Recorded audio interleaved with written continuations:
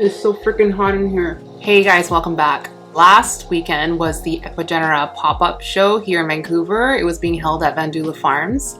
And Vandula was kind enough to invite myself and Charmaine to go there ahead of time and do some filming. So Charmaine went there the day before the show and did some filming of the setup, the unpacking and things like that. So I'm gonna obviously link her video in the description, so check that out if you haven't already. By the time this video goes up, I believe her video will already be up. And we were lucky enough to be able to go in there a little bit ahead of time on Friday, the day of the sale, to film the space before the sale was open to the public. So that was really nice. On the day of the sale, Charmaine and I did a bit of a Q&A in the shop for anyone who was kind of shopping, and it was on Instagram Live. So I'll include a bit of that footage, like any information I feel like is pertinent to anyone looking to acclimate fresh imports, if that's what brought you to this video. And then also Eugene, who is a member of the Orchid Society of Vancouver. If you've imported from Ecuagenera in the past and didn't pick up at one of these pop-up shows,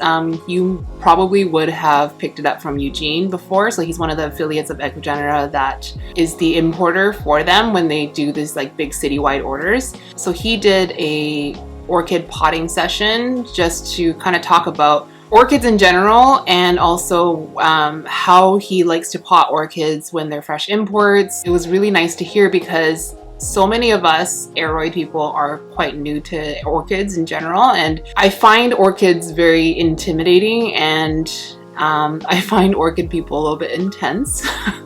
And I don't mean that in a bad way, but it feels like there's just a lot to know about orchids just because of how vast this genus is. So the first part of the video is going to be at the sale, and then I'll include parts about Eugene's talk and then a little bit of the Q&A, and I'll bring you back here at the end. I'll show you what I picked up, and then I also wanted to do a little check-in of the Ecuagenera order I did last month. So at the time of filming this, it has been about 5 weeks since I received that last import, so I thought it'd be good to show you how they're doing now and what I've been doing since that video for their acclimation process.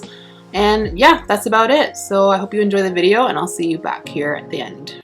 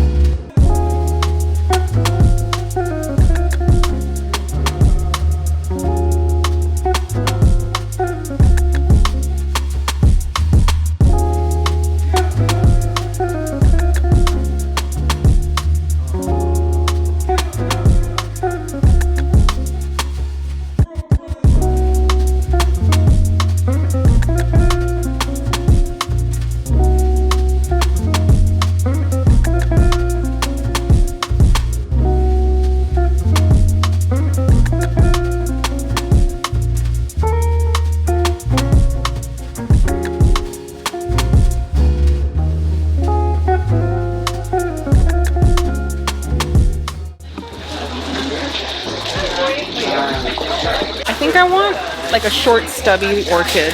I know, like a that. super strappy one too. Yeah. It looks so cute in an EXO. Because some of these are just too big. Like, where am I gonna grow this? Yeah, because that's like a long-term commitment for an orchid. Yeah. There was one over there. I'm gonna show you. Okay. These are crazy though. These flowers. Like. You need a dark one though. I don't see having like a pretty, cute, dainty one. I want one that's kind of ugly. Pretty. Yeah. We keep picking that one up, Jing. We have this, right? Did we get this? Yeah. I have one. Yeah. It's really cute. Oh wait, no. That's not the one that we got. No, it's not the one we got, but I have one and it's really cute. That's so cute. Yeah. Argyrostatium velvet. Cute. Oh, feel the texture. Ooh, do you feel it? Feel it.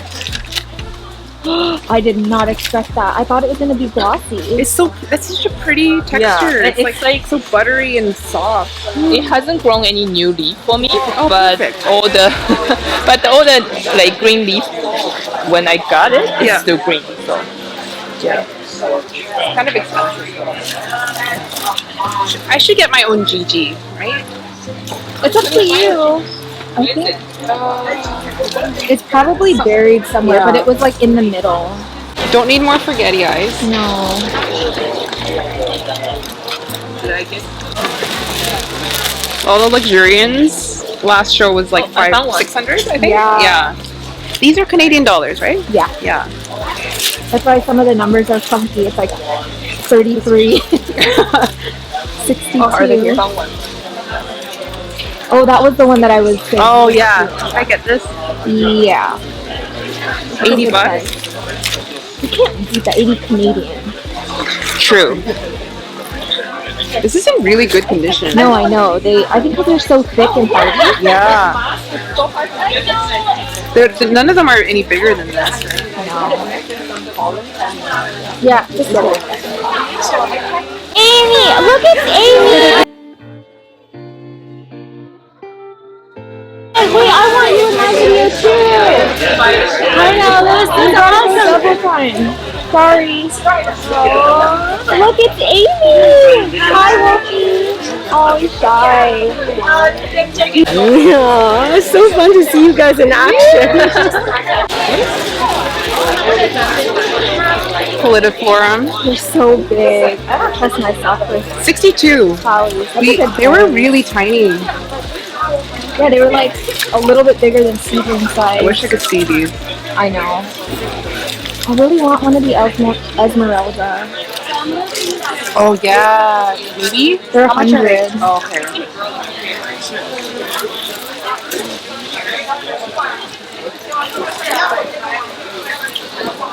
What about a Vici eye though?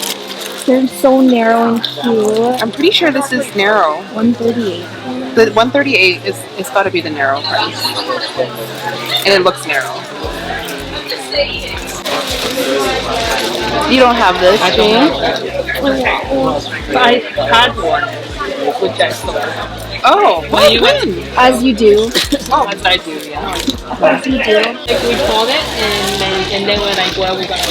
Is this the one? I wonder if mine's gonna be this size. Hopefully it is. It kind of looked like that size from the live sale. That's a good price too. 81 I know. for me. Do you want it? You want? That's a good price. That's a really good price. I don't have nowhere to put it. This one's like it's so tall. It's crazy tall. That means you can put it above other ones. True. That's true. That's so cute. I know. Dude, the zebras are so expensive. And they're so tiny, but like look at this one. Oh. Geniculate. That's pretty cool. Yeah. Let's shuffle. Oh, sorry. Warzone. I think that big SP Columbia is gone. The Patricias are huge. Look how cute. $5.50. I want one. We can get this. Don't you dare. Oh god, you're funny. They have Koya? James mad about the Titanic. Why? I know. So it's cute how fenestrated it is for how small it is. It's cute, but I'm gonna kill it. Yeah. Okay. Let's pick an orchid. Okay. A weirdo one. Not these are too They're big. so Can big. you imagine growing this in your house? Yeah, Kind of like a peace commitment. lily kind of. Yeah, that's a commitment. But these little teeny tiny guys, like, Yeah. they're so cute. So Zoraida was saying they're fine if you don't dry them out. But let's pick a flower that's cool because that's pretty Oh, menacing. I love that one. It's only $24. This one's only $100 something. 106. I'm not gonna kill that. I even like this one. Yeah, that one's cool. You should get one. Oh no, I definitely want to. Or like that one. I really love that one that's inside though. The one with like Yeah, the really long. Zoraida says that one's like cattleyas are really difficult. If it gets too cold, they just die. Dang it. Yeah. By the way, your house is really warm though. Very true. This one's flowering. Look how cute that one is. What does that one look like? Uniflora, dark color. They actually had a little booklet somewhere. Oh no. Oh no. What? Should I get? I definitely want to get one orchid at least. Did you This get is any? too big. No, just Aroid. I asked Eugene about the vanilla smelling one. Yeah. We don't have it. That's the only one I wanted. Oh. And it's not for sale inside? No, that's his. Oh. All inside of his. Oh, just display, I see. This one has cute foliage though too. So if I never get it to flower, Yeah. then it's not so bad. Okay, if you were to choose between, In order, I like the one on the left, right, and then middle. oh really? But I like the foliage of this one the most. Oh, that's true. But the foliage of that one is really cute on the right. Yeah.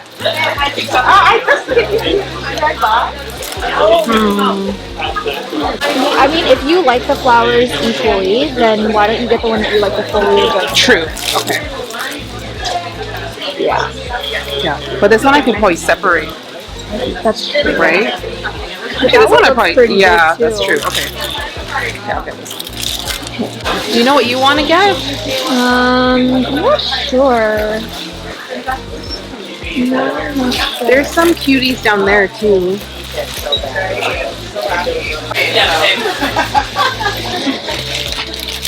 Oh, that one's so cute.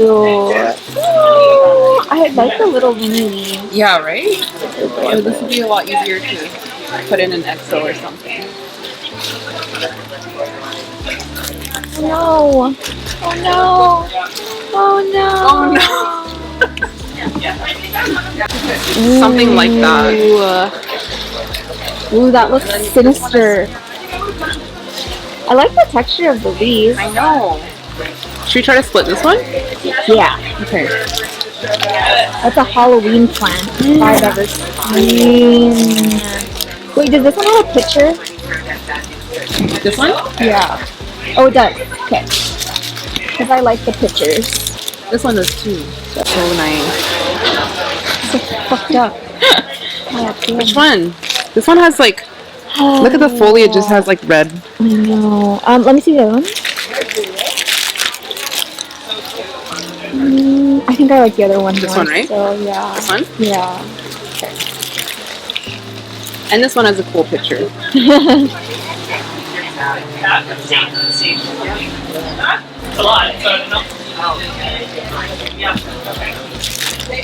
I think 2 orchids is That's good. That's plenty. That's yeah. Okay. Okay, gonna go pay now. Yay. Longest. Where are you planning on putting these plants? This is Randomly throughout the house. In the kitchen, the bathroom? Wait, how many plants do we have? I think think I have 11. That's as tall as me. Whoa, this is so heavy. Let's see. Perfect. What is What am I- if that's what a am I- Gloriosa, I'm gonna throw up. It could be. Those were the biggest plants. Let's open from smaller one then. Well, that one looks So greasy. this is. Looks like I there's don't know donuts how in to there. read it. This is one of the Glenorum pulchensis. hybrid. I just thought it was interesting. It was cheap, so I bought it. Oh, I saw one Oh. on Lauren's website. Adorbs. Is it bright enough here? Yeah. Yeah. Okay. Do you Something have a box? stinks. It kind of smells like oranges. Well, they've got a bunch of citrus plants. Oh. We got 3 of this. Oh, Right? Oh yeah. Yeah. Look, so pretty. I love Am I gonna remember? Oh, there's a new leaf coming in. Uh-oh. it. Oh, that's so cute. I wanna feel. Is it gonna this might survive actually. Yeah, I think Mine? Yeah. So I'll just keep the one that I opened, I guess. Will's got one. Here, you. The Didn't three you of get us, yeah. I did? Did I pay for it? one? Not sure. If you don't want it, it's okay. Did you pay for it? Probably not. I must check my I got records. 3 anyways. Just this is Timplomania, Antherium Timplomania. Cute. They were so cute. They're so tiny though. And they were saying this doesn't grow big. They stay small like this. Really? Yeah. Cousin. Yeah. I'm- It's really I thick swear too. I've seen a much bigger one, but maybe I'm wrong. Ooh, it feels like a Hoya. Was that expensive? Well, I don't think it was, but it wouldn't say the price here. Mm. And so this is your Gloriosum, I think.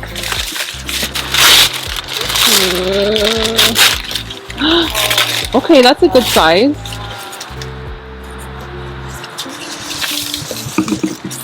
Ooh, it looks sinister. I'm actually those lobes. Ooh. Looks angry. Yeah, I like it. It reminds me of your other one. Why do I always don't get the angry narrow ones? I just want a fat one. Alice. I'm glad that our pre-orders came in paper, not plastic. Yeah, I wonder why they Yay. were for the pre-orders. This is the beach eye. I thought it would be bigger. Oh. Sort of roasted. Yeah. Oh, damaged. No!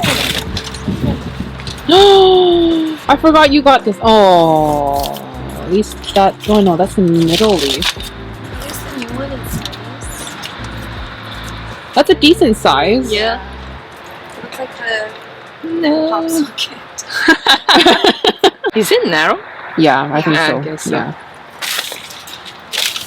Okay, these were the smaller ones. Let's see. This is the Rubrosington Platinum. I got a large one. I don't know why. No self-control. Whoa, that's so many leaves. Popped up like an umbrella. Wow. Wow. Wow. I had a hard time acclimating this plant. I don't know why I got a big one. What the heck are you That's gonna put huge. this? Huge. Yeah, where are you gonna put this? We're gonna need to clean out your tent. Oh, sorry. Oh, yellow. What is it? Gloriosum. Look at this leaf. Okay, you guys. Oh my goodness. Oh. Oh, but it's a little Oh, it's bit- yellowing. No! What did I do with this? Oh no! I'll clean that up Compost. later. The other side.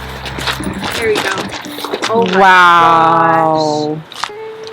That is And it's so round. ginormous. Magnomus. Holy smokes. Let's take a look at this baby. Let's do a hand test.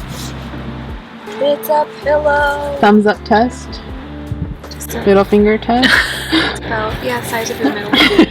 Uh-oh. Oh, it's blowing away. Oh no.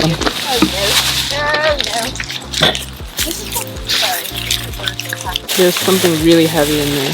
One Gloriosum and one Patricia. That's a huge Patriciae. I didn't think this through. Oh my word. It's not like you have two of them or anything. I sold everything except one. So Oh, did that one sell? My yeah. Jesus. Oh, Jesus. that's beautiful. Go this way. I can't believe that they're selling these for so cheap now. How much is this? $220 US dollar. Look how big this is, you guys. It's a slab. Okay, let's see. 1, 2, 3, 4. 4 of these. This is incredible. I don't think the camera is really capturing the ribbing quantity of it. Okay, let's do the Gloriosum. The Wait, last that was giant. the big. No, there's have two two big big ones. ones. That wasn't the big one? No, there's Both big. 2 of them. Oh, I Yeah. was like, okay, so This one weighs like 10 pounds. I think this is bigger. I think it's bigger. Well, I mean, the packaging's bigger. Oh my god. And they package it really wide, which bodes well for the roundness. Oh, it's also yellow, but the biggest leaf seems okay. That one looks angry as I'm actually deceasing in my body. Oh my gosh. yellowing a bit though. But not as bad as the other one. This one's sad. I give it 3 hours before we get a message from Jing in the group chat that says frick. No, this is yellow. I know, it's rough. It's in rough shape. Uh, But you know what? I bet you that caterpillar is thick as hell. Take a look at it. oh, they wrapped it separately? Oh. Oh damn, that's a thick chunk. God damn. That girth. That looks like a claw. That girth. Hi, I'm Eugene, and I'm a member of the Vancouver Orchid Society, and I'm quite involved with Ecuagenera for many years now, and have gone to Ecuador a few times, and I would only encourage everyone to do that once and go to the Amazon side of the Andes. It's just fantastic there. Let's talk just, it's supposed to be an Aroid workshop. The person who was to do it, to give it, she had some personal issues and does not allow her to be here. Anyway, so I'm going to start off just with orchids because I'm a mainly orchid grower, and then I'll, at the end, I kind of go into aroids as well. Just for your information, orchids are the largest family of plants in the world, with about 40,000 species. Ecuador has about 450 species. Ecuagenera grows commercially 2,500 species. And then obviously we have hybrids as well, as you can see. So there's no limit of what you can try and grow and like or dislike. So anyway, so after that, there's a few of my collections from home, and I live in Richmond, by the way, and people always say, you know, what do I do? How do I grow those plants? Having such a variety of orchid species, they have all need a different, little bit of different environment depending from where they come from. And some are high up in the cool mountain areas of the Andes, others are in the tropical area of the Amazon. Then we have the coastal region, and Ecuador has 4 climate zones, so the other one is the Galapagos Islands, which has no orchids, interestingly. So, because there was such a secluded area for in their development. So, obviously we need to look at different types of orchids, and let me just, I probably don't need the mic for doing that. I just walk around a bit. So what people mainly buy is Cattleyas. These are the Cattleyas. And then we have Paphiopedulums, these 2. And this one here, the 3rd. And they're ground growing orchids, the calves. And they come from Asia. You know, Then we have the other type of lady slippers. And they come from the New World, which is Peru, Ecuador, Brazil, and so forth, Central America, Caribbean islands. And so they are ground growing. All right? Orchids grow epiphytic, but these grow on the ground. Okay, or can be lithophytics too, moss-covered rock, which is always wet. So those guys you have to grow in literally standing in water. They are not quite but they can almost dry out in between. So every orchid kind of needs a different environment, and you have to be kind of Google it. And you young people, I see everybody here, you're smart. You're much smarter than me, all right? You're so fast on your phones. We have Dendrobiums here, that's another one. And then the other one, the fragrant one, is a Sologeny. Again, they are from the grow in Asia. And then if you think of Asia, then obviously we have all the Phalaenopsis you see in all the garden centers everywhere. And so when we're talking about growing things and you want to be successful, it's a little bit of trial and error. You know, there's no real recipe. I just got me a Cattleya here, which I will demonstrate, and then I have an Aroid here. And as I said, this is not my expertise. I'm an orchid grower, but I have a few. And when you buy orchids in a garden center, they're sometimes grown, especially the ones, the little Phalaenopsis, they come from Taiwan, most likely. Taiwan has the biggest industry is orchids. And they grow them in moss, so they can ship them potted. And but that may not work for you once they get into your house. So you want to just be always so careful not to overwater. All right, orchids are succulents. They're like a cactus kind of, and especially the Cattleyas. You can see they have what's called a pseudobulb, and that's to get them through the dry season in the winter.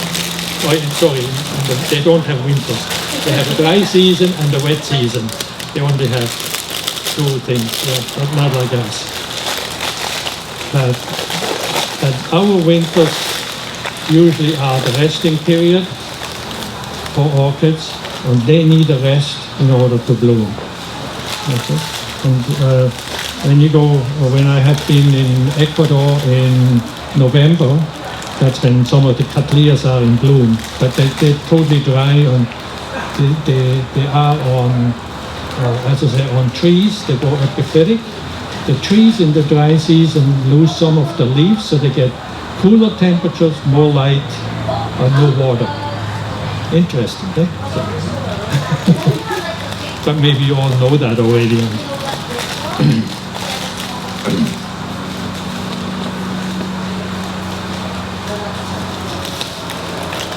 So the way we grow orchids is we have different sizes of pots, and you want to be careful not to overpot. In other words, use the smallest pot possible for the specific plant. And as you know, there's such a variety of them, right? But before we do pot,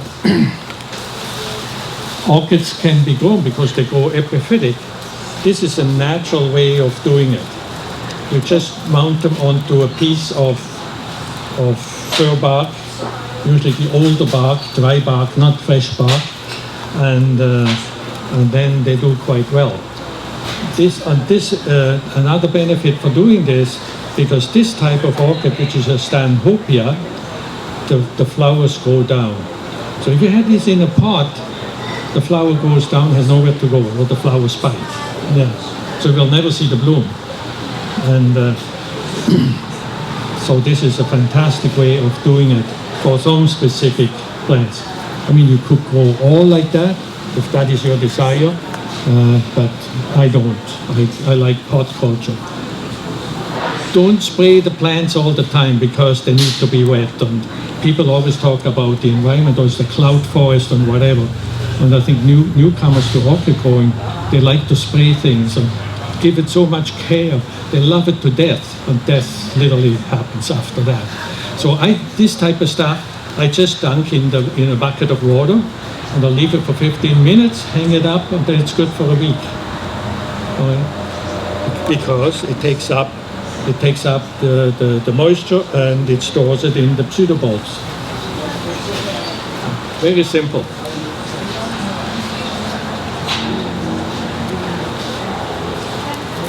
Any questions so far? All right. Either I was very bad, or I'm very bad, or very good. All right, so you're buying orchids. Let's see. So what do you do with this thing when it comes home?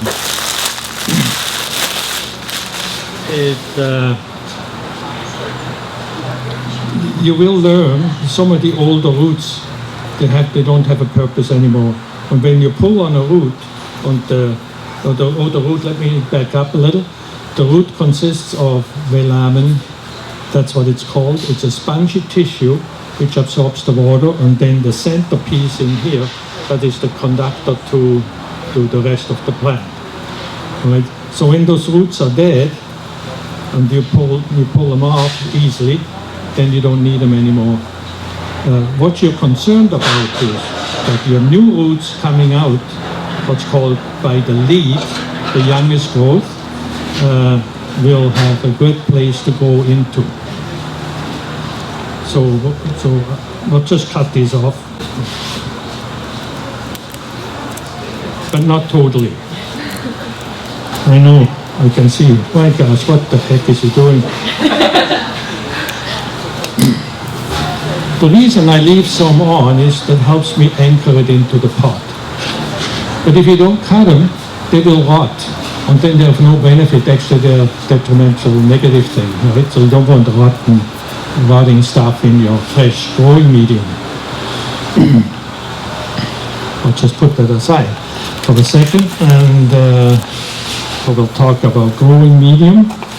So as you can see, the supplies behind you guys, and on the side here there's perlite, fir bark, and some are pre-mixed, and then obviously clear pots. Now that's again, the clear pots is important. I like them. Why? Remember we just talked about cattleyas growing up on trees. So what do the roots get? They get moisture, they get light, and then food, right? So, you know, so your bark is the part which holds the plant together. The food is your fertilizing regime, and light to the roots is important because there is some photosynthesis through the roots as well. And there needs to be air, and that's so important, and that's why the orchid pots have slots on the sides. All right, so air gets to the roots. Very important. The other thing is, what does it help you? It tells you you have control over what you're doing. You see when it's wet or too wet, and you can see the roots growing, and then you're happy. The plant's happy too. So the mix I use for cattleyas is, as I said, the bark, and the pre-mixed stuff there has a little bit of moss in it, and I like to add a little more perlite. It's just my preference. All right. And as I get more air in there, and I'll just mix that up a bit. At home I have even a coarser one for the larger plants, larger perlite. They don't have that here, but you may find it extra coarse, it's called. So you may, if that's what you want. You can put, for aeration or drainage, you can put lava rock in the bottom of the pot, you know, just whatever, gravel, who knows. Many ways of doing things. All right, so now we'll be talking about pot size. I've done a couple of pots here. So the oldest part of the orchid is back here. this is the newest part, the leading part. So as it goes, gosh, I'm missing was it symbol. Anyways, lengthwise, not monopodial, sympodial. That's right. Along the way, so you want to have it always to the old part or to the old growth to the end of the pot, because it will keep going here. Now, this is probably not bad. You have to think, probably have to repot it in 2 years, right? Because bark breaks down, and you want to give it always fresh bark. So I think I will go with a 5-inch perhaps. Yeah, I like that better than the other one. So, as I said, you can put some gravel or something heavy in the bottom, and that makes the plant a little more stable, because it becomes quite top heavy and has a tendency to fall over. Especially when it's like me, I have 500 plants and I take one out and 2 fall over, so it's a disaster.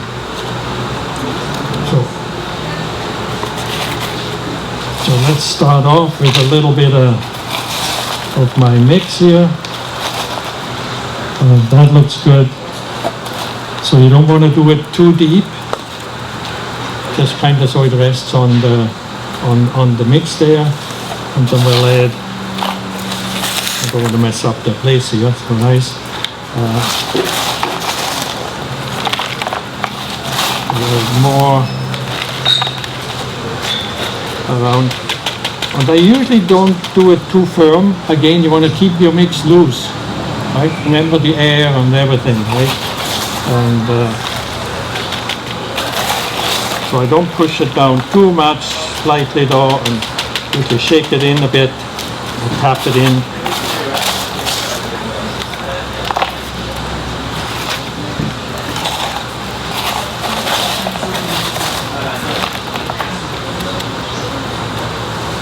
All right, that looks pretty good, if you agree. Now, one more important thing. Orchid roots, the most important part of the whole plant, besides all its beauty and whatever. The roots, when they grow, they have a green tip. If that green tip is injured, the root stops growing. All right? So we need to protect that. And how we do this, as I said, we move this thing, we'll look at it, and all kinds of stuff. And it's not very good for the plant, especially when the new roots start growing, because you want them to develop. The most important thing, leave the plant alone. Water it once a week, and that's it. But then, the other important thing is, so when it's fresh, use a couple of stakes, and I don't have any clips here, but you can imagine. You all seen plant clips before, you don't need me to show you that. And then once that is fastened, really not much can happen to it. Then you can actually even look at it and move it around and keep it in good light. That's another important thing. The cattleya's need to be, there we go, thank you. My gosh, I wish I had it like this at home. People just bring me stuff.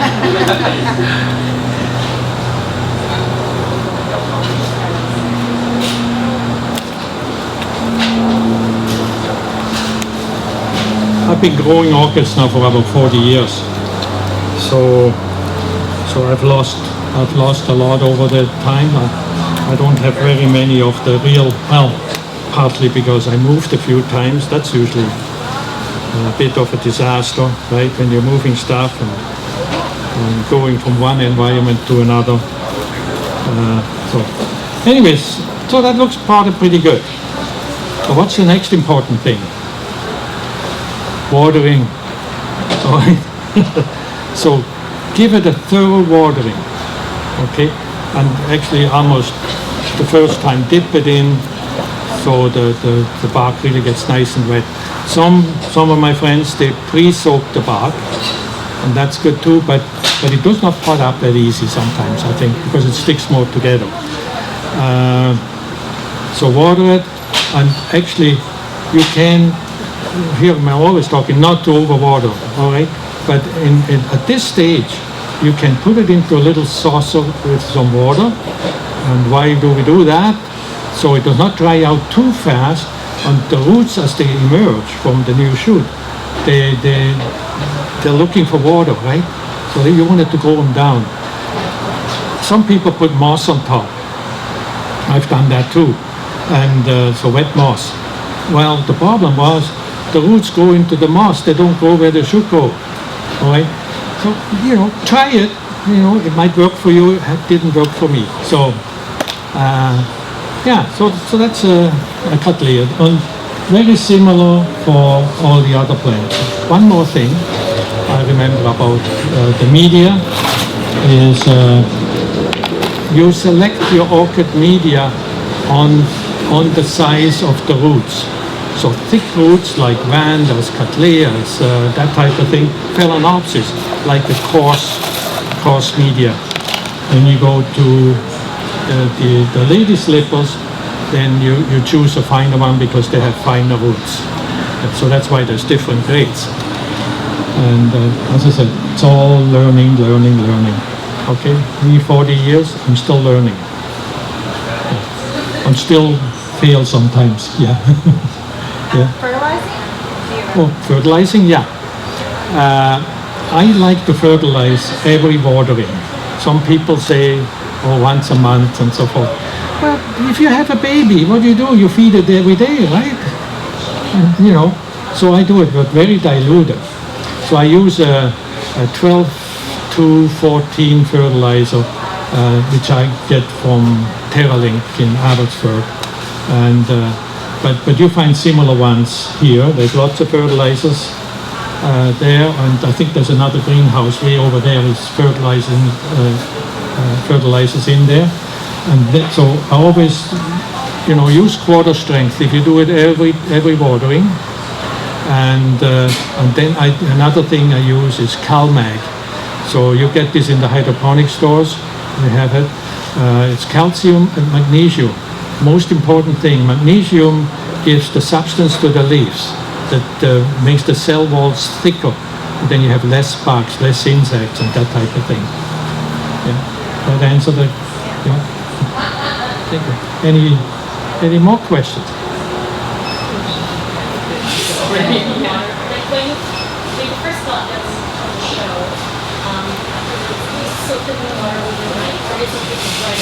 Oh, yeah. Oh, that's a good question. And I see what some people do, and I'm on the YVR plant group member and so forth. As I say, we're on the phones all the time. Even old guys are on the phones now. When we're watching TV, we don't see the show anymore. So, yeah, some people put the plants into some nutrient solutions overnight. In my early days of orchid growing, I used to do sugar water. Perhaps the same thing.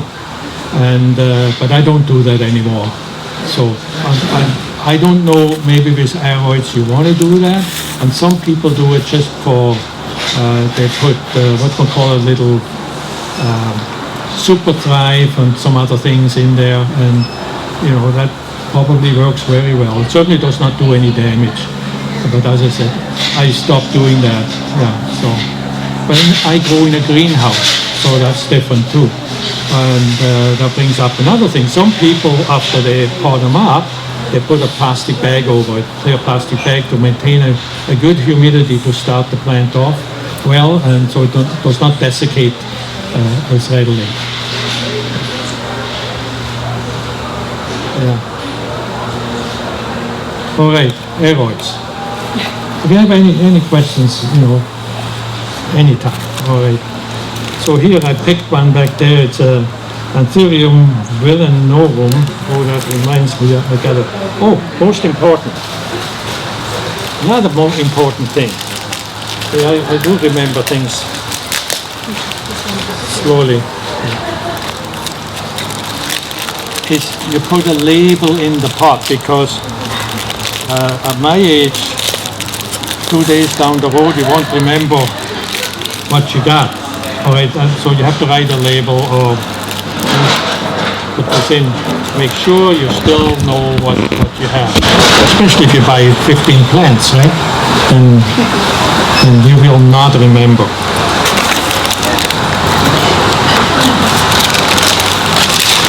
So that's Antherium villanorum.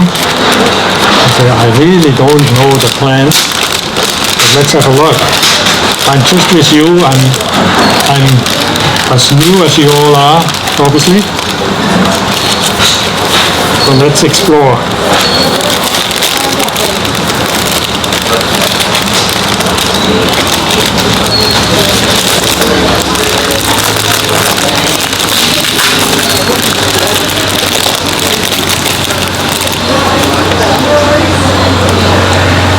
There's so many nice roots in here, I don't want to injure them. Oh, while I'm doing this, I'm using the scissors. Maybe something else, and that's why I did bring this. If there's any issues, like nowadays, we like to talk about viruses, and you can transmit diseases with your tools. I use one of them things, and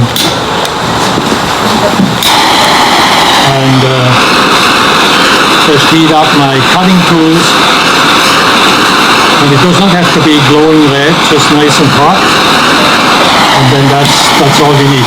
Some people just use alcohol. Actually, at home I use just alcohol because that seems to work on people just as well.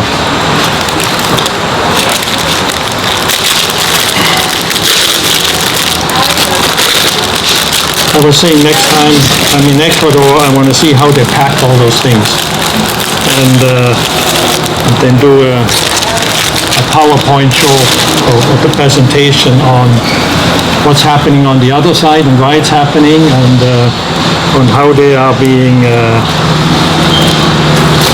treated, washed, and cleaned, and sanitized, and then packed up, ready for shipment. So here we have this little Antherium. Oh gosh, look at that. Eh? That should be no problem to establish.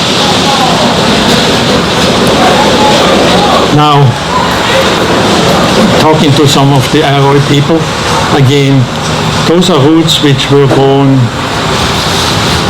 down in El Pangui, on the Amazon side, and we don't know how that was grown. And again, there's new roots coming. Right here, the short little guys. So I'm not interested in preserving all those. I'm going to be very cool again.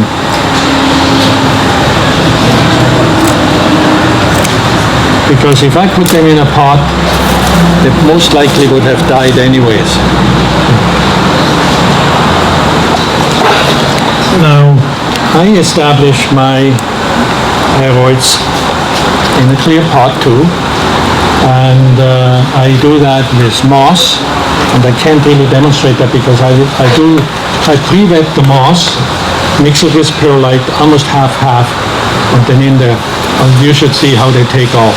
I don't do much, maybe, again, I have a greenhouse, but otherwise I would certainly encourage to have a plastic bag over it, and so you can see once in a while. Make sure it's not too wet in there on the leaves, because otherwise you make it rot too, the stuff goes in wet environments pretty easy, the stuff you don't want. So, but anyways, so this is dry, so it does not work that well. But it's just kind of like this.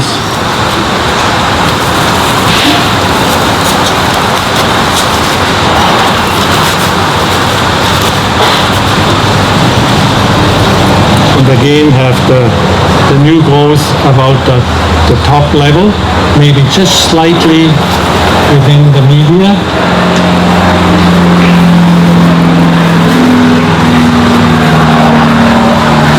That's it.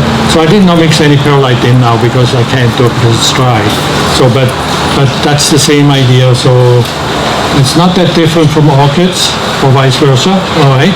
So, because we all like to try other things, and if you're an Aroid or a philodendron grower, you may want to try an orchid one day because you see a nice thing like that. Yeah. All right. Just one more thing I want to point out while I'm looking at that. This Paphiopedulum, see the petals go until they hit the ground, okay? Hands crawl up and do the fertilization. So now looking at this, that makes it one of the biggest orchid flowers in the world. Okay? Alright, if you look at a sunflower, it's that big, but that's really little flower. And that's it. I'll remember afterwards what I forgot. I'm only human, and yeah. Otherwise, come and talk to me anytime. I'll come back tomorrow because there's still more plants. Okay. Yeah. All right. Don't forget to buy some of the media, things you need. Any other questions? Okay, good. All right. Well, thank you so much. And always the label. So easy to forget.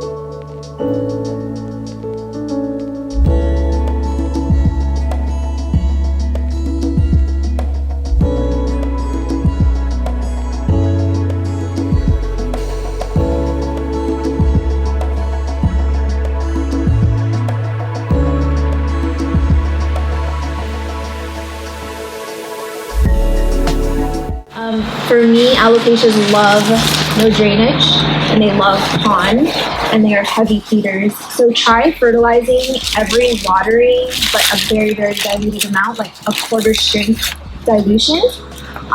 Move it to pond if it's not already in pond, and don't let it dry out. What does pond mean? Oh, lechuza pond, which is, oh, you guys don't carry lechuza pond. How would you describe lechuza pond? It's a mixture of It's a mixture of rocks, basically. But if you make your own lechuza pond, it'd be zeolite, pumice, lava rock. Did you say perlite? I didn't say perlite, but perlite is a good additive because it's so heavy that it really like compacts on the roots. Oh, and add orchiata. Orchiata's good. Because lechuza pond comes with a slow release fertilizer already mixed in, or you can add your own. Do you sell slow release fertilizer here? Yeah. What brand is it? There's the Garden Pro. Garden Pro. Oh yeah. And just like double check if you're getting slow release if it's water soluble or if it's temperature activated. Okay, show them the home. Okay, obviously I got another Gloriosum. This one I claimed from the live sale. That's a pretty cute size. How would you recommend like acclimating this? So I've been acclimating all my Gloriosums in pond in the bin, and they grew really fast. Yeah. Yeah, and then I've been growing all of them in my tent. Because I think that they really like warmth more than anything. Like it's more than humidity. They like the warmth. So that's why yours do so well, because your house is so warm. And it was hot. This is Antherium exstipulatum. Not your best work. Not my worst work either. True. And I got 2 orchids. This one. And I don't know anything about orchids, but I thought this one was cute. This leaf, and then this one is, I'm not even gonna try to. I've never seen that before. No, I know. Honestly. Are there any other questions? There's still a lot of plants left if anyone's thinking of coming. There's so many orchids, guys. There's tons of orchids, and like after seeing Eugene's collection and him talking about it, I'm an orchid girl. We're just collecting orchids now. Oh yeah, we're constantly propagating, constantly chopping our plants and just making new plants, mostly because it's like we're not growing in big greenhouses. We have to let it fit into our indoor greenhouses, into our spaces, so it's kind of like forced propagation sometimes. How often do you feed them? Every watering. Every watering. Yeah. Mm-hmm. Like you said, really like weekly. What do you guys use? Oh gosh, liquid gold leaf, which is not available in North America, unfortunately. We use MSU, which you can get here. From Crystal Star Nurseries. Yeah, Marfil and CalMag. CalMag. CalMag that's gonna be a restaurant. So is it like a cocktail? You mix them up, or you? Yeah, and we mix like 2 gallons at a time and just spray. Yeah, like those sprayer tanks. Oh yes. Yeah. So like I guess step-by-step process. You get your new plant, what do you do? So I guess it's like intro them, like if the person's let's say that you I can use this as an example. So the first thing that you want to do is obviously remove it from the moss that it's in. You want to check all the roots, and I don't know if you saw, I don't think they did a live for Eugene, right? Well, no. Eugene just like savagely chopped off all the roots, which is honestly what I do too, because a lot of these roots aren't going to be good anymore. So I chop anything rotted, anything mushy, and then I do like a water soak for 24 hours after. The roots, actually, not the whole plant. You can soak the entire plant for maybe like 15 to 30 minutes, and then take it out, and then you can just submerge it in water just to kind of rehydrate it a little bit. And I usually put it in like 2 storage bins. We do like the big storage bins. You line it with moss, and then you stick all your plants in there, and then you put another storage bin on top, and then put like a light so that it's like nice and toasty. And yeah, you can just leave it in there for a while. Some people like to move straight to moss right away, but I feel like we leave it in water for like at least a few days. And it's moss. But it gets pretty gunky, so I change the water daily when it's in water. Tips for acclimating plants to normal household humidity. I think you can incrementally decrease the humidity. I think it's better to do it in spring, summer, just because there's warmth and the general atmosphere is a bit more humid. So if it's, let's say it's in a bin and you just imported it, if you had it in there for 3 to 4 weeks, then you can slowly start to remove the bin for increasing amount of times per day. You can move it to a lower humidity, but still like higher humidity environment than your regular household. But it kind of depends on the plant. So I think it's good to do research on how other people are growing it. If people are growing it successfully in normal humidity in your kind of climate, and like whether or not that plant would even survive. And then if it's something like a Gloriosum that definitely would survive, then sometimes they just like cold turkey, take it out, and then just deal with a little bit of leaf loss. There's a question that says, is it okay to put Antheriums in the Ikea greenhouse right away? Yes, I think. I think people do. It's not my preferred, but I know people do it. But be careful of pests because they still come in even if they're phytosanitary inspected. Oh yeah. Yeah. Keep the plants in the storage bin. Are the bins clear? Also, how long do they stay in the bins for? Yeah, they're clear bins, so they can get light. I keep like a new import for like 4 weeks. Yeah. It just depends the condition that they came in. Like the last import that we had was like amazing condition, and they like fully acclimated after 2 weeks. Like new leaves, new roots. Yeah. So they're already out of the bin. So it just depends. I keep it in there until I see a good amount of root growth and like leaf growth at least starting. Just because they're not going to have the root system to support themselves and get that much water. So like if you're keeping them fully enclosed, they're not going to dry out as fast. But once they have like a more established root system, then they're going to survive outside of your bin a lot easier. Bin method's ugly though, but it's very effective. It's so effective though. Like there's nothing like it. Yeah. Besides like an actual greenhouse, or like a tent. Yeah. Tents are amazing too. Yeah. Are you laying them flat in the bin or propping them upright? So this is what Charmaine is talking about with the bin. Like, I'm going to use a pot to demonstrate. So this is your bin, the bottom bin. You put your plants in there, and then you take another bin and put them like this. So your tall plants can still be upright. Yeah. So then you can put them in like, I don't know, I just use like pitchers or just regular like clear vessels, and then I just kind of make sure everyone's kind of standing pretty upright, but I don't want anything leaning against the sides of the and just careful not to smash the leaves when you close the bin on top. Yeah. Oh, you emptied this one? Yeah, best beginner plants to import. I said Philodendron gloriosum. What was yours?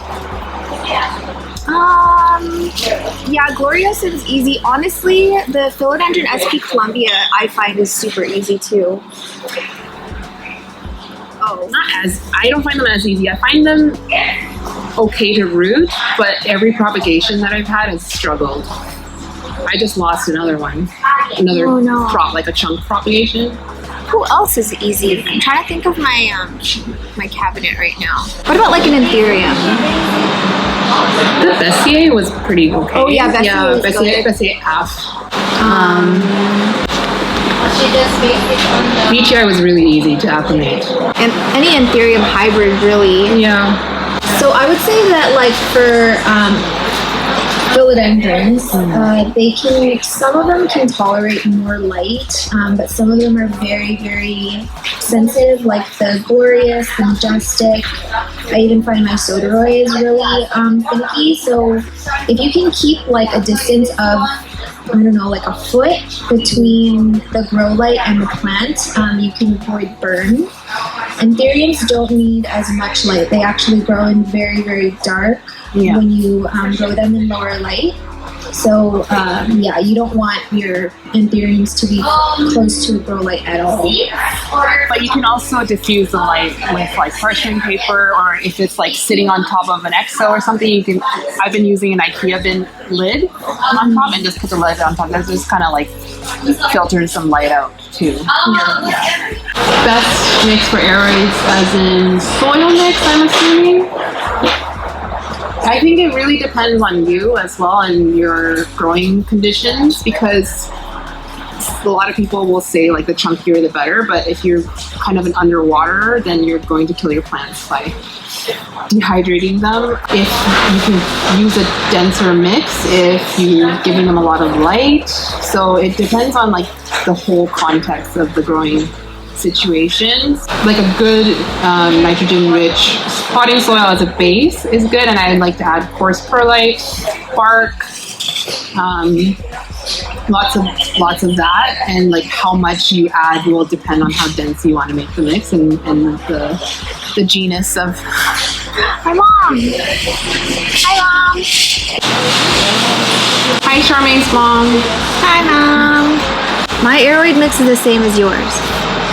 Hi, Mom. Hi. Okay, thank you guys. Bye.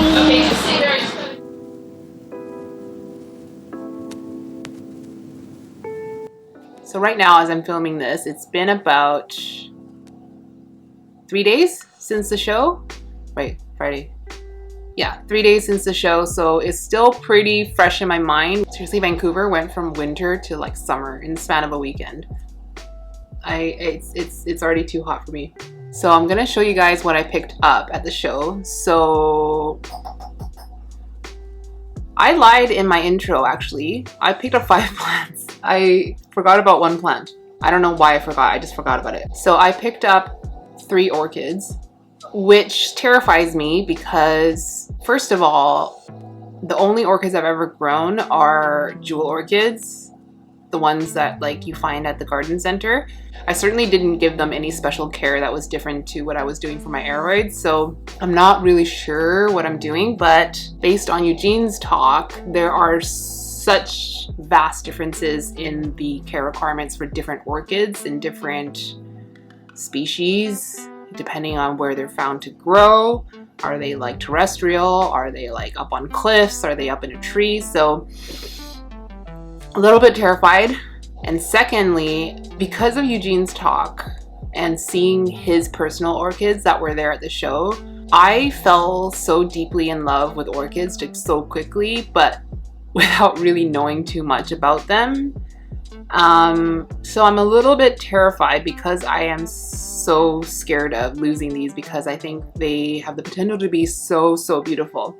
So the first one, oh, and also I will say that I've already unpotted these plants and given the roots a little bit of a trim of like dead or rotted roots.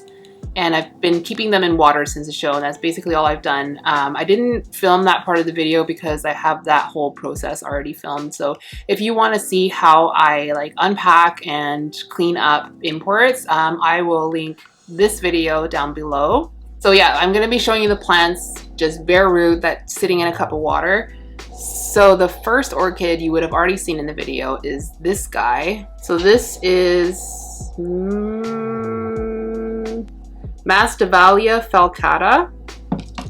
So this is the one where I was saying I want a stubby little orchid that isn't too big. Like a lot of the cattleyas there were just like giant. I just don't have a space for it. So I picked this one up. I wanted something with like really thick leaves.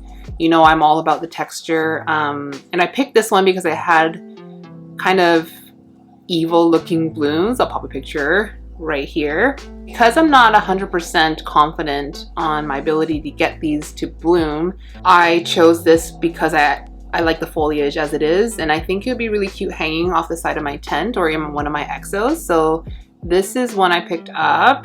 The roots pretty much looked like this when I got them. You can see a lot of the roots have already broken off. Like, I don't know what the name of this is, but like the wiry thin insides of the roots is exposed. So that means like the main meaty part of the root has already broken off and slid off. So I'm going to go through and like clean those off, or maybe, yeah, they're not pulling off very easily. And then we have some dead, well, I don't know what these are even, petioles. And then this one looks like a dead peduncle. Is it called a peduncle for orchids? Don't come for me for being new at orchids. The next one I grabbed is this one. So this one is a Paphiopedulum senemur. You can read that tag for yourself. So this one I thought was really cute. I was told by Zoraida, one of the people who was kind of helping out with the show. She's also a member of the Orchid Society and a member of the YVR Facebook group. She was saying that these are better for beginners, and I picked this one up because it has really cute like speckled red in the back and a little bit at the front here. I thought this one was really cute. I don't remember what the blooms look like on this one. I think if I remember correctly, it's really dark and it has like a nice little picture in it. I'll put a photo of it right here. So I'll put this one side by side. I'm excited for this one as well. So this one looks like it has really chunky roots, similar to like, I don't know, a Clarinervium or a Vitarifolium. So I'll make sure I give this one lots of airflow. And yeah, I don't know what to say about this orchid because I don't know anything about orchids. And then the last one I picked up I was really excited about. So In the video when I was showing Eugene's personal plants, there was that one orchid with the really, really long whiskers that trailed down to the floor. And I'm not sure if the audio would have picked this up, so I'll just talk about it again. What Eugene was saying about that flower is that it's one of the largest flowers in the world because it has those whiskers that go all the way down to the ground. And he was saying that those whiskers that form will keep growing until they feel contact with the ground. And it's evolved to do this so that ants will grow up the plant and pollinate for it, which is a really, really cool tidbit of information. And besides that, it just is such a beautiful, beautiful flower. So while we were doing the Q&A, Eugene had snuck up and brought Charmaine that plant from the show just to say, like, this is that plant if you want to buy it. And then so then I found him again and then asked if he could find me one as well. And they didn't have that exact one, but they did have this one, which he says is the same thing. I can't remember which one is which, but he was saying that I think the one that Charmaine got was thought to be a wild hybrid. I'm trying to get my information straight. So he thought, honestly, I was like so just starstruck with Eugene that I wasn't really like listening that closely. One of these two was a hybrid, and they thought this one was a hybrid of something else, but it's essentially exactly the same things what he said. So this one is Phragmipedium grande, which is a cross apparently of Phragmipedium longifolium and Phragmipedium humboldtii. I'll show you the tag here. So this is what it looks like. This is kind of bigger than I wanted to buy, but that's okay because that was the flower that I love the most of everything. So I'll sacrifice some tent space for this plant. The roots, I'll be honest, don't look amazing, but then it's hard to tell if these are rotted or not because they're very, very firm. Like if I squeeze them, they don't, some of them are a little bit squishy. Some of them are snapped. So they do require a bit of cleanup, but all these brown roots don't feel rotten. I'll show you this one. This one is really, really firm.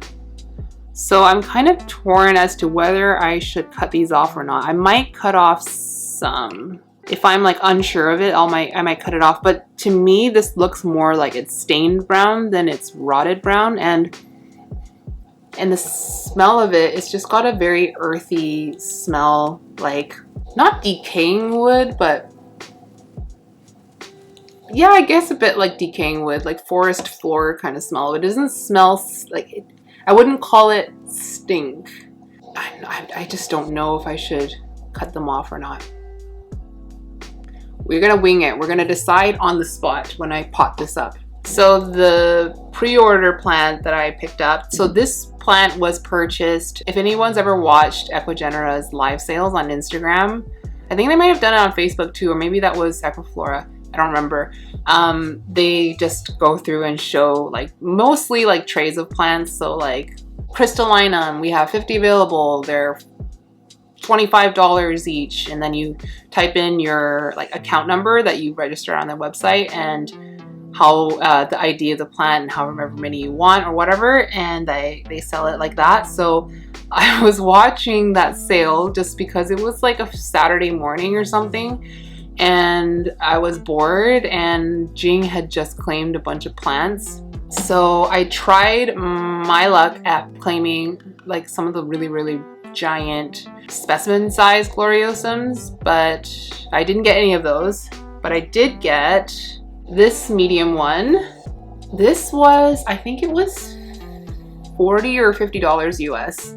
So that was amazing price for this size, and it was one of the ones where they were selling off singles. So this, I believe, was the exact one that they were showing. So that's the older leaf, and this is the newer leaf, and then just my hand for comparison. So I'm super happy with the size, especially for the price. The chunk is quite a decent size. See my hand for size comparison, and the roots look pretty good. So as I said, it's been in water since Friday evening, and right there we got some roots forming already. So here, and then we have up here, Right here you can see maybe some primordial roots forming as well. Unfortunately, this growth point got damaged in transit, so I'm not sure what's going to form out of there, or if it's going to be the next growth point after that that's going to continue growing. I'm a little bit concerned that it's going to revert in size, but that's okay if it does, I guess. No, it's not really okay. I'll be sad if it does. So yeah, I'm really happy about this. The condition is actually quite nice. I will say I'm not a huge fan of how Ecuagenera packages their plants. You would have seen in the show like everything was in plastic and there's no padding in it the way that like Equiflora does that polyfill, and then they wrap it in paper. Ecuagenera, for some reason, like they just put everything in plastic, so depending on like the season, like if it's sitting in a hot truck, then all that condensation is like forming inside these sleeves of plastic, and then it can end up like rotting the foliage and stuff. And because there's no like padding around the leaves, like you tend to have leaves that bend and you get a lot more cosmetic damage. But for some reason this one came in really nicely, so I feel very grateful for that. I'm really happy about this actually. Hoping that I can get it back to growing leaves of this size pretty soon, at least in the next few months maybe. I don't know what it is about Gloriosums, like I just can't stop buying them. I just love them so much. I did at one point have like 14 Gloriosums. What did I sell last weekend? I sold 3 and I got another back. Like there's no other plant that I hoard to this extent. Even in the past when I'm like obsessed with any sort of plant, like I used to be obsessed with Melanochrysums, I didn't hoard them like this. I guess because they can be so variable in how those veins present, and also like some of them are like rounder than others. Like some of them have more tendency to grow really round chubby leaves. Like this one seems a little bit more like menacing, and it's kind of wavy too. I'll show you another one that I already have. So this one I chopped up into a bunch of pieces in my propagation video like long time ago, what feels like a long time ago. So this was the original leaf on it, and it's kind of like, I don't know, like narrow and tall lobes, and Charmaine says they look really angry. The newest leaf that grew looks like this, and those veins are so bleedy. Like that white really bleeds out from the midrib especially. I'll just show you this one for comparison, how those veins look so different. This one looks a lot more like crisp and defined, and then this one is like so bleedy. And this Gloriosum pretty much always grows veins like that. And after it's hardened off, it kind of goes a little bit more green, but it does still bleed out like that. I guess that's part of why I hoard Gloriosum so much, because they all present so differently. I'm just too lazy to get it down because there's so many plants in the way. But this one grows leaves that are like narrow, and sometimes they're like a little bit sharper at the bottom with a taller lobe. In general though, I tend to grow Gloriosums quite narrow, and what I know about like leaf width is that it can be manipulated by light. So in higher light conditions, a plant can start to grow narrower leaves, and then in lower light conditions they start to grow wider leaves, just to maximize the photosynthetic potential of the foliage. I don't know, but I don't think I give them that much light. So maybe I just keep purchasing Gloriosums that tend to be a little bit more sharp looking. The next one that I grabbed, so this, you would have seen us unpack this in Jing's car. This is Antherium exstipulatum. Please hold. Exstipulatum. Antherium exstipulatum. Okay, I got this plant because Jing had ordered 3 and offered 1 to Charmaine and I each. And obviously I got it because I can't resist Antheriums, but this one's really cool. So I think I already showed this in the footage of the unboxing part, but this texture is really awesome. It's like kind of velvety, but quite leathery at the same time. So if I tilt it in the light, you might be able to see that it has kind of like a leathery grain to it. You used to be able to see it better in the larger leaf, but it's kind of going. Let me see if I can catch that grain. It has like a really like thick, pebbly leather feel. Just imagine a leather that is like maybe like a thicker pebbly leather. I don't know. That's the best I can do. So on the day of the show, this looked super perfect, and there was an emergent leaf on it, and the roots look pretty good as well. There's some like, looks like coconut fiber kind of substrate still stuck to it, but overall these roots look quite good. I don't think I cut anything off of these roots, so this is exactly how it was unpacked. So I'm actually really surprised that this is happening. It smells so bad. This smells like mothballs. Why do you smell so bad? The Gloriosum didn't smell this bad. No, it does smell. So I'm not 100% sure why this happened with the root system that it has. Maybe it just didn't like being in a box.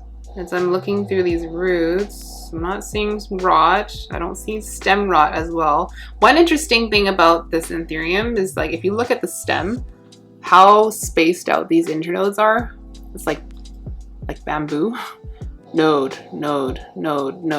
This would probably be one of the Antheriums that would climb a pole. So I don't have many of those, so that would be interesting to grow it that way. And the emergent leaf is, yeah, it's dead, which is sad, but what are you gonna do? It's an import. I'll be growing this in pond, and that's my story. So the last plant is the one possibly I'm the most excited about. Yeah, I'm the most excited about this one. This has been on my wish list since I saw it at Lauren's place. This is the Antherium nigrolaminum GG, also being sold as Antherium SP Napo by Equiflora. So look at that delicious dark leathery leaf. This leaf is so thick and firm. That one's looking really nice as well. And the petioles are nice and red. With the emergent leaves, there's a lot more red in the sinus and down the midrib. The roots, I will say, look suspiciously good. Almost as if they've been bleached. I don't know that they've been bleached, but they look really good. Again, I didn't do anything to these roots. The fact that there's nothing stuck on these roots kind of tell me that they were scrubbed and cleaned pretty vigorously. So I wouldn't be surprised if some of these drop, but they look so good that I think I'm gonna just leave them all on there. We got a new root coming in here, and this one is kind of rotting at the tip. Oh, there's an emergent leaf. Where is it? There, right there. Yay, I hope it doesn't abort. Anyways, what Lauren was saying about this plant is that it was super easy to acclimate. Like, it didn't skip a beat, it just started growing right away. And looking at it now, it's super perky. It's not showing any signs of stress at the moment. So I'm pretty confident this will do just fine. I think this is a seedling size that Ecuagenera does. There are also larger ones, which I think are around 80 or 90 US. And this one was a little bit cheaper. I paid 80 Canadian, including tax, for this one. This is the one that I went into the show planning to purchase if they had one. Yay, finally got this guy. I think I'm gonna just call it SP Napo because it's a little bit easier to say than nigrolaminum GG. And for anyone who speaks Chinese, it's weird to say GG. So I'm gonna call it SP Napo. Okay, I'm just gonna quickly get some of these potted up. So again, I don't really know much about orchids, but I did listen to Eugene's talk about potting these orchids, and I made one general mix for all three of them. Hopefully it'll be okay. So I've just mixed up a batch of Orchid Media. So this is a mix of, I would say, maybe 30 to 40% sphagnum moss. And I didn't have a larger grade fir bark, so I've used the classic Orchiata that I normally use. So the classic Orchiata is only about this big. And then the sphagnum moss, I also have coarse perlite, the normal one that I use with my pond mix. And then I also mixed in the really large perlite pieces in here. So in general, the mix kind of looks like that. I'm hoping that with the orchid pot, with the slits on the side, it'll be enough airflow for these guys. I'm gonna pot them up now. I need scissors. Frickin' heck. I need a new potting mat because this is what Huxley's done to my potting mat. Okay, let's start with this guy. I'm gonna just pull off like dead peduncles or whatever they are. And then I'm just gonna go through and snip off some of these like dead wiry stuff. I'm not gonna be super finicky about it because looking at how dense this is, I don't have the energy to go through and be a surgeon about it. So I'm just gonna cut what's like accessible to my scissors.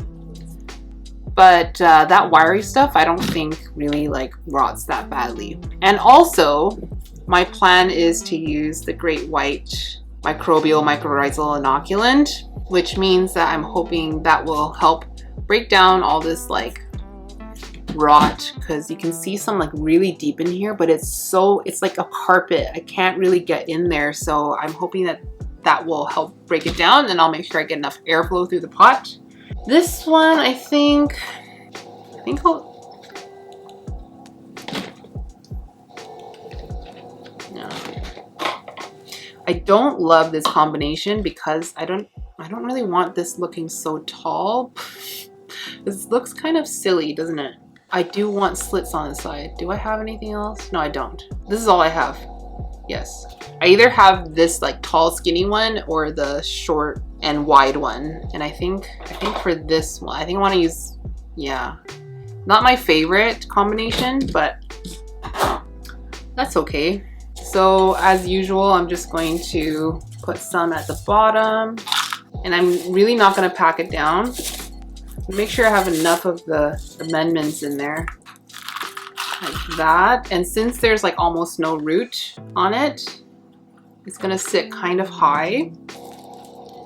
I'm too lazy to fix the camera angle as I do this, so I'm just gonna be lifting it up in the air.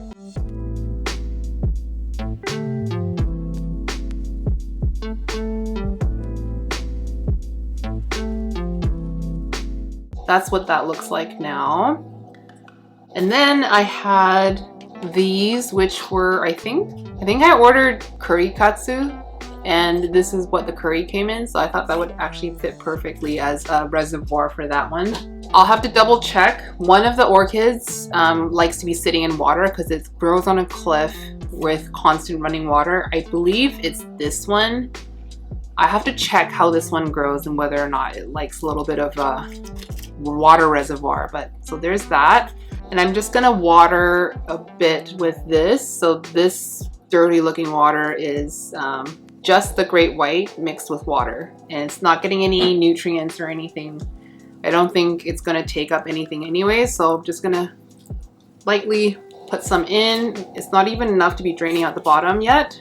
And then I'm just hoping that colony starts to establish over the next few weeks. And then for this little guy, I'm gonna do this pot. I think this is the 3.5 inch pot.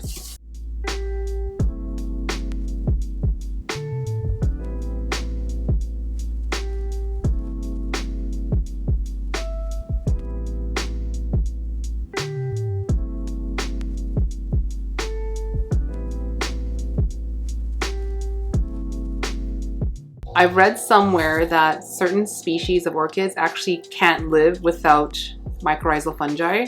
So I thought that was really interesting. I literally just remembered that little tidbit now. Okay, that one's done. It looks like a pineapple. That one will also go in one of these guys. Can't forget. Myco and bacteria. Next orchid, next orchid. Okay, last orchid. I'm gonna do this wide pot for this guy. But we needed to assess the roots, didn't we? Anything that's dangling, I'm cutting off. Anything that's wiry, I'm cutting off.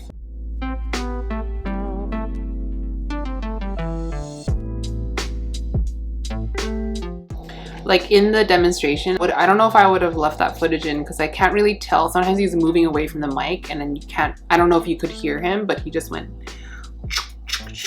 like basically like gave it a bowl cut.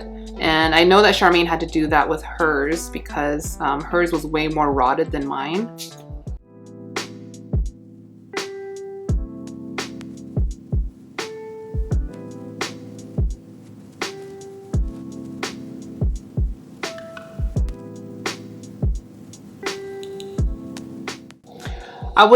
With an Aroid, I would cut it more than this, but with an orchid, I just don't know.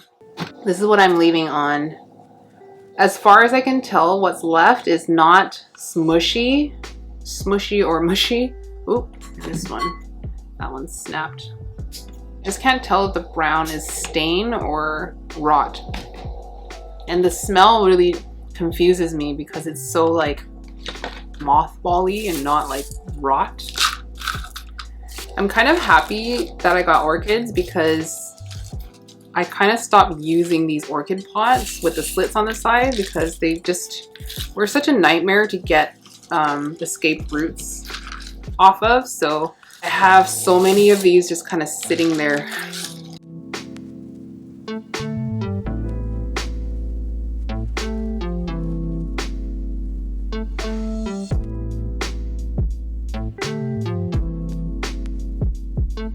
So here is the pot, and the plant looks like this. Also looks like a pineapple. And that one will sit in this takeout container. Have some myco. Here are the orchids done. By the way, I didn't do the bin method for these imports because I can't find my bin. I know I brought it to North Road Tropicals last weekend. I brought my plants for sale in that bin, and then somewhere along the lines, it's gone. But then when I look at the footage of when Charmaine and I were chatting in the car on the way home, I can see the bin in the back seat. But where did I put it? I have no idea. So I have no bin for these imports. Well, like I have one bin, I just don't have the top bin anymore. So it's a good thing I got rid of some plants at the sale because I can actually pop them in there. Let's do Mr. Sad here first. Like I said, the roots look really good, so I'm not going to do anything to them. And I'm also not needing to clean the chonk because that's looking quite green and exposed. Yeah, so I'm just doing an iced coffee cup. So that would be my usual pond mix, which I talk about all the freaking time. Lechuzapon, Orchiata, and Perlite. A lot of you ask me whether I make my own pond. The answer is no. Not because I don't want to, I really do want to, but one of the ingredients, which is zeolite, is really hard to get outside of the winter months because it's pond makers use Eco-Traction Pro, which is like a road grip thing, and the hardware stores just don't carry it in the spring summer months. So I know you can call them, they might be able to order it in for you, but I am shy. So I'll use pond until I run out of pond.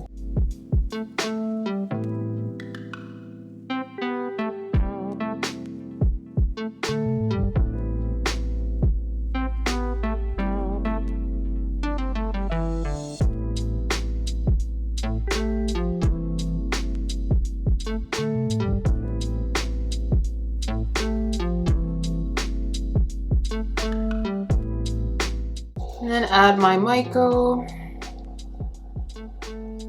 I'm adding to about here because this pond is quite dry, so that's going to soak up a lot of the water. Actually, I added a little bit higher to about here. So by tomorrow, that layer is going to be dropping down to like probably down here. Let's do another Antherium. Let's do the SP Napo.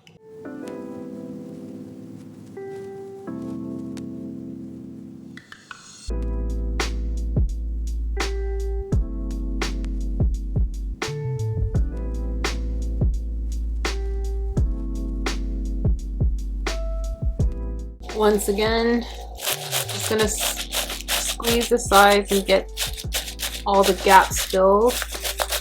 My camera's starting to overheat. I'll be right back. All right, we're back. It's been a few hours. I had dinner and then I sat down on the couch and then I couldn't get up again. But I had to put all the plants back, so I thought I might as well just show you now. But basically, I have the Antheriums down here, and then I have the orchids up on this wall here on this grid shelf. Oh, and the Gloriosum hasn't gone in yet. So back in back in April, I had imported 5 plants, I think, from Ecuagenera. So wait, it was 1, 2, 3, 4, 5. Yes, 5 plants from Ecuagenera, and I have the video showing the acclimation process for that. Just a quick backstory on how that acclimation process has continued since that video. So I had it in that bin with the bin over top for humidity. I had run into some issues, especially on the Gloriosum, where there was like little black mold forming on the foliage. It wasn't like causing any damage that I could see, but it was looking a little moldy. I treated it with fungicide and it still didn't do the trick. So after about 2 or 3 weeks, I started noticing root growth on the sides of the cups. So I then took the lid off completely, and of course, a couple weeks later, I lost the top of the bin. So they've been actually out in this plant room in regular room humidity for the past 3 weeks, 2 to 3 weeks. So if you'll recall, I imported 2 Philodendron SP Columbias, 1 Philodendron Gloriosum, 1 Philodendron Linami Eye, and 1 Antherium Bessier Af. So let's start with the sad one. So the really sad one was my favorite from the import, which was the SP Columbia with a really, really cool venation. I'll throw some B-roll here so you can see. And this is what it looks like now. So it is a single leaf. If you'll recall, this is the older leaf on the plant. This is the leaf that fell off.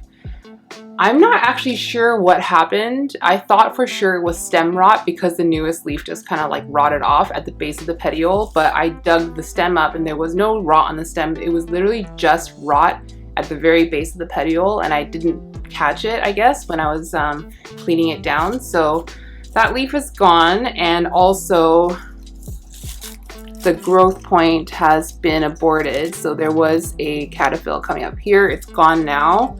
We have some root growth, but not the best. Like I see one primary root here with some secondary roots forming, but out of all the imports, this one has been the least rooty so far, and it's been over a month now. So it's not looking great for this guy, but I don't think he's gonna die. I just think he's gonna take a little while to rehab. So that's the first one here. This one actually didn't have fungal problems other than that rot at the petiole. So this one has actually been living in my tent. So this is the only one that hasn't been living out in the regular room humidity.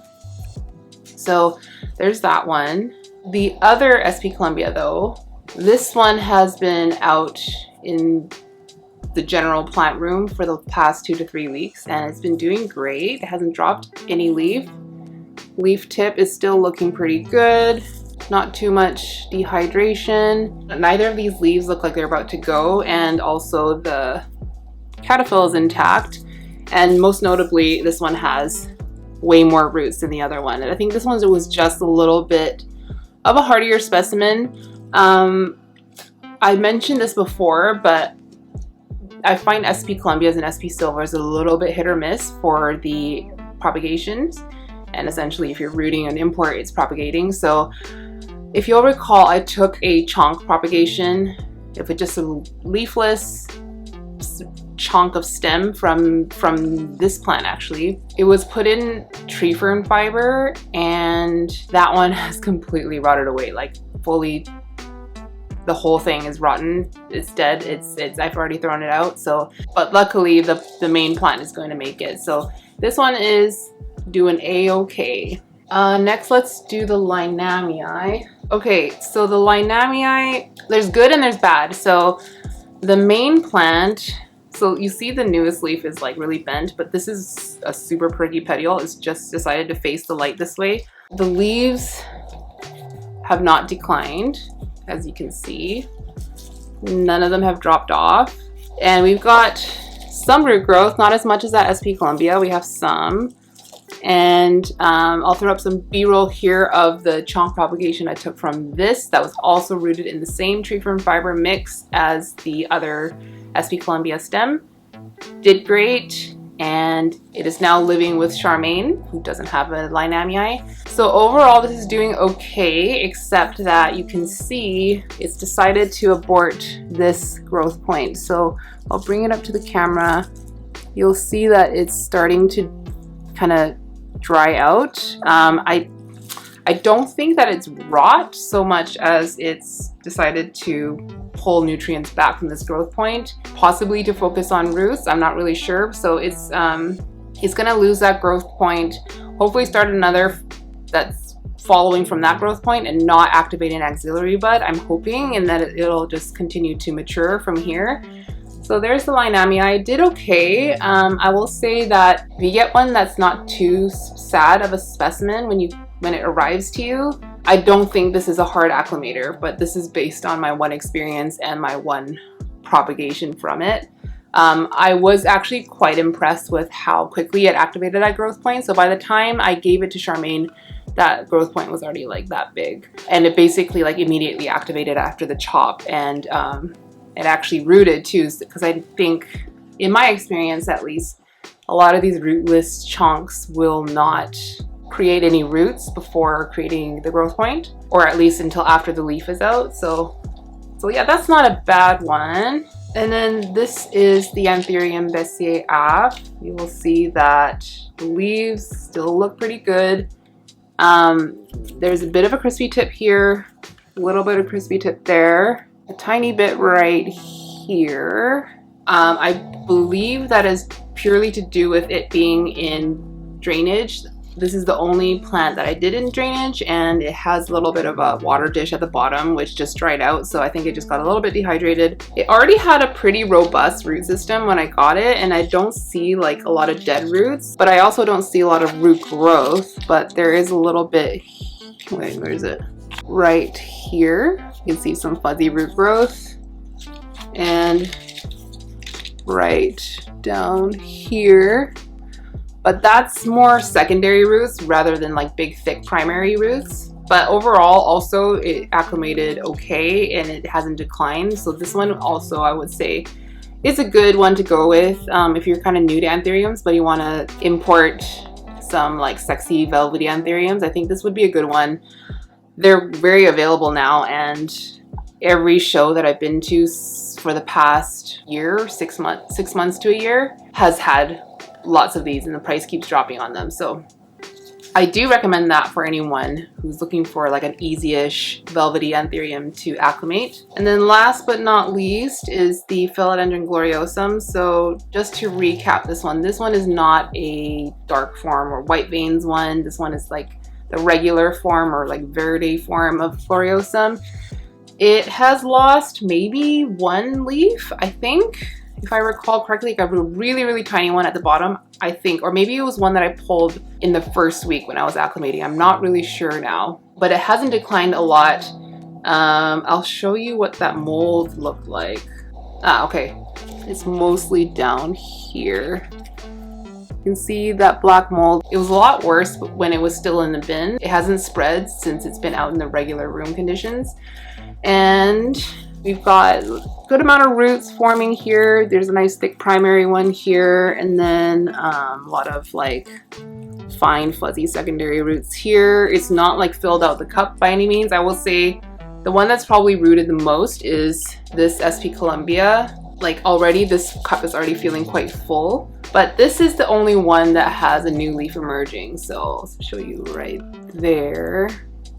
Unfortunately, it's the one that I care about the least, because if you'll recall, I ordered this hoping they would just give me a dark form gloriosum, because we were importing what they just label as straight gloriosum, and they were sending us the white veins form or the dark form, but they're obviously capitalizing on like the zebra hype and like what they call the silver or the radiante or whatever. So even though that's not Ecuagenera, but I'm just saying like the Ecuador exporters in general. So they are now sending this one, so don't do what I did. Or you might get lucky, you never know. I think it might be luck of the draw, but I think now they are making a conscious effort to separate the gloriosums. But anyway, this one's doing okay.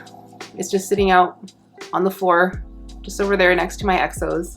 That's it for the imports. So I think, unfortunately, I don't really have much space in the tent. Ideally, I want to grow the Linami Eye and the other SP Columbia in the tent, but I just don't have any space right now. So yeah, I don't really know what to do. Since it's doing okay in the regular room and it's been getting really warm, like today, I'm actually like, I put on the sweater when I was downstairs and I came back up here and I'm like roasting again. So I think I actually might just keep them out here and see how they do. I do think that like with the right biosphere inside the substrate with the bacteria and the mycorrhizal fungi, I think that they become a lot hardier and more resilient to different conditions. So I might just do that, to be honest, and see what happens this summer, and then still try to get rid of more plants so I make some room in the tent, because I do want to clean this whole thing out and kind of start fresh with the new growing season. I'm saying that like it's just starting, but it's been spring for a while. It just hasn't felt like spring until the last weekend or so. So anyway, that is it for me today. I hope you enjoyed this video. If you enjoyed it, please remember to give it a thumbs up. I really appreciate it. Let me know what you're importing this year, if Ecuagenera or Equiflora is coming to your city, and thank you so much for watching this video. I hope you have a great rest of your weekend, and I'll see you in the next one. Bye.